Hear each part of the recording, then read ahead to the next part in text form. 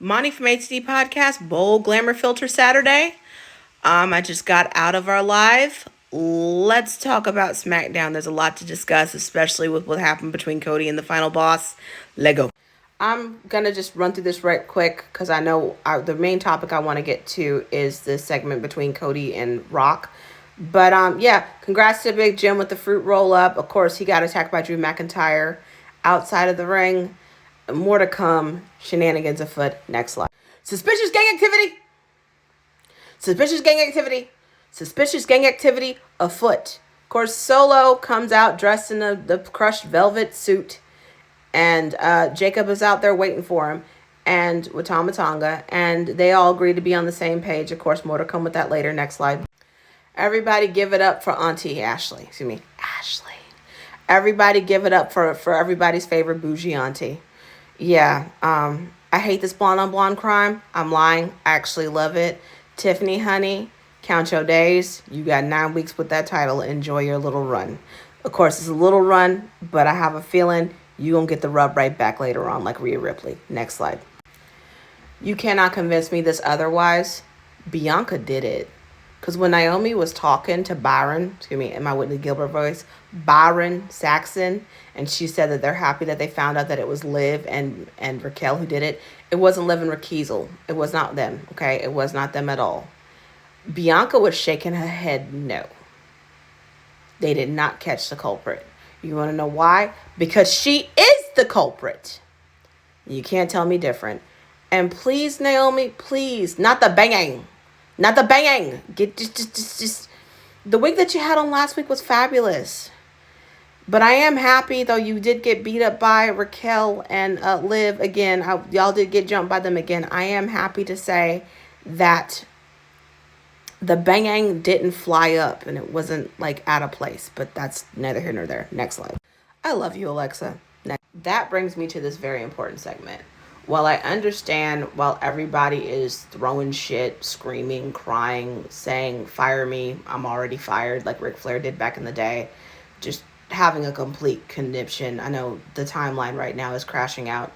I want to just be the person that just sort of brings it all together and just, well, not really bring it all together. I mean, if you guys want to crash out, it's fine. But I just want to point a few things out, okay? First thing I want to point out is this.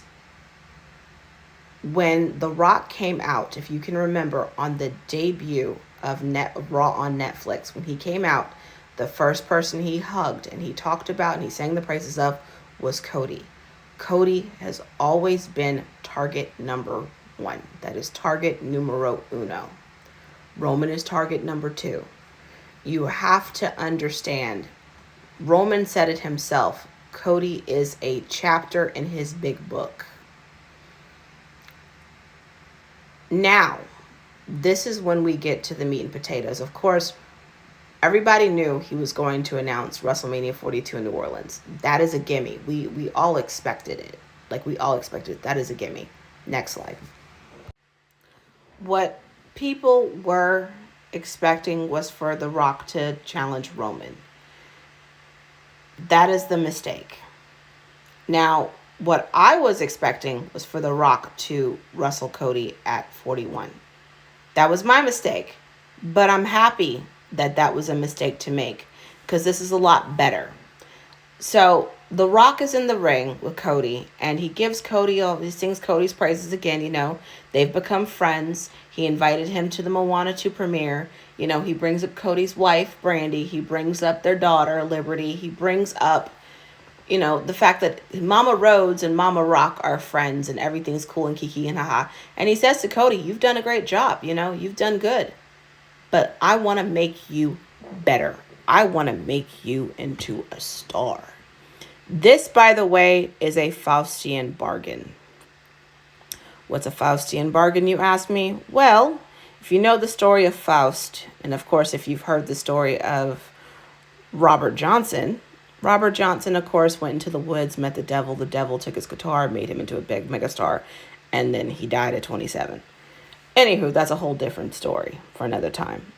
But a Faustian bargain is, in this sense in wrestling, what a Faustian bargain is, I'm going to make you into a megastar. I'm going to turn you into the biggest star the world has ever seen. All you got to do is do what I tell you to do. Who would know this better than The Rock? Because The Rock has been a corporate champion himself. That is what The Rock is looking for. He wants Cody to be his champion, his corporate champion. Next slide. Now, The Rock also says to him, I want you to be like my brother. I want you to be there for me. I want you to do the things that I want you to do. I want you to live the way I want you to live. I'm going to make you into a megastar, because he was made into a megastar by the devil himself. Now, he tells Cody, I'm going to give you a week to sit and think about this, but by Saturday, actually, by Elimination Chamber, I need to know your response. What do you have to say? Now, this is one of two ways this could happen. Next slide. Cody could go the Stone Cold Steve Austin route and say, no, I'm not going to do it, and get the shit kicked out of him. Unlike Stone Cold Steve Austin. I do want to point this out as well, because, I know my Attitude Era. I know my history. I'm sorry, I was 13 years old at the time. Like I was entering my adolescence. Originally, the offer was made to Stone Cold by Vince. And Stone Cold turned it down. And then the offer got made to The Rock, and he accepted it. It does not end well. It didn't end well for The Rock. The Rock became the biggest babyface in the company because of it. But also, next slide, Stone Cold did eventually sell his soul to the devil. To make this, and to just explain it to you guys in a better way, this is where WWE and where TKO truly makes their money. There are 3 things that are about to happen. Number 1, just to say it right now, Cody is screwed 6 ways from Sunday. If he decides to join forces with The Rock, he's going to lose not only his soul, but he's going to lose that title. If Cody decides to say no to The Rock, he's going to lose his soul and he's going to lose his title. Give the credit where the credit is due. The devil always wins. Well, in this case, the devil always wins. Next slide.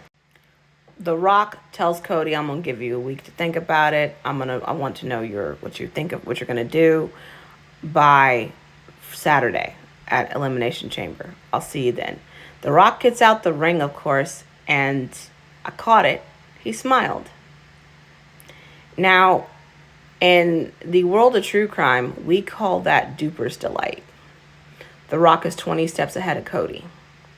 He knows how to play him, and he knows Cody's going to say no. He's expecting Cody to defy him. If Cody doesn't defy him, he's expecting Cody to lose, because he's going to screw him out of it either way. If Cody defies him, he can say he broke his heart and blah, blah, blah, and boom. Now that brings me to what is going to happen next. Monday, after Mania, there's going to be some shenanigans afoot. That is where the story with Rock and Roman begins. And that's where I'm going to leave it. And I have 8 minutes left on the clock. I just want to give a shout out to the final boss of ATD, Erica. She came in a pinch. She's learning the ropes. She's honestly, she was so good in the space. She was pointing out things and details that I wasn't picking up. And honestly, just to say to you guys, this was a good smoke screen. This really was. It was the best smoke screen I've ever seen in wrestling do in a long time. And I am thoroughly entertained. But with that being said, please be sure to drink your water. For the love of God, watch your back for chair shots. Acknowledge your OTC, Roman Reigns, and acknowledge the dynasty. And last but not least, welcome to Crash Out Mania. Enjoy the pack watch.